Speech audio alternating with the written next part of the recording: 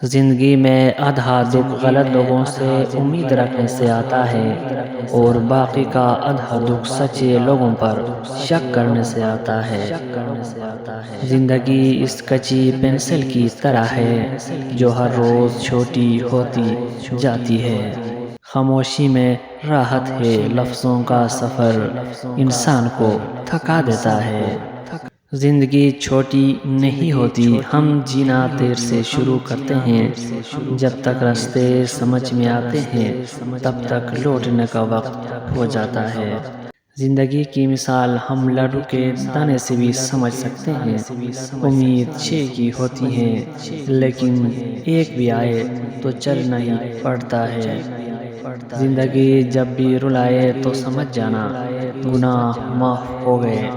زندگی جب ہنسائے تو سمجھ جانا دعا قبول ہو گئی۔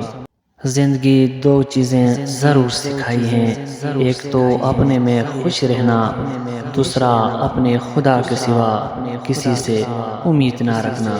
زندگی میں اتنے خوش رہو کہ تم سے بات کرنے والا انسان جب بھی ملے خوش ہو جائے۔ ہم پوری زندگی اس انتظار میں نکال دیتے ہیں کہ ایک دن ہم اپنی من پسند زندگی جئیں گے، لیکن یہ بھول جاتے ہیں کہ زندگی وہی ہے جو آج ہے، کل تو بس ایک خواب ہے جس کی کوئی تعبیر نہیں۔ پریشانیاں زندگی کا حصہ ہے، جس نے اپنی پریشانی پہ قدم رکھا وہ جیت گیا، اور جس نے پریشانی کو سر پر سوار کیا وہ ٹوٹ گیا۔ وقت بہت بڑے اور گہرے زخم دیتا ہے، اس لیے گھڑی میں پھول نہیں سوئیاں ہوتی ہیں۔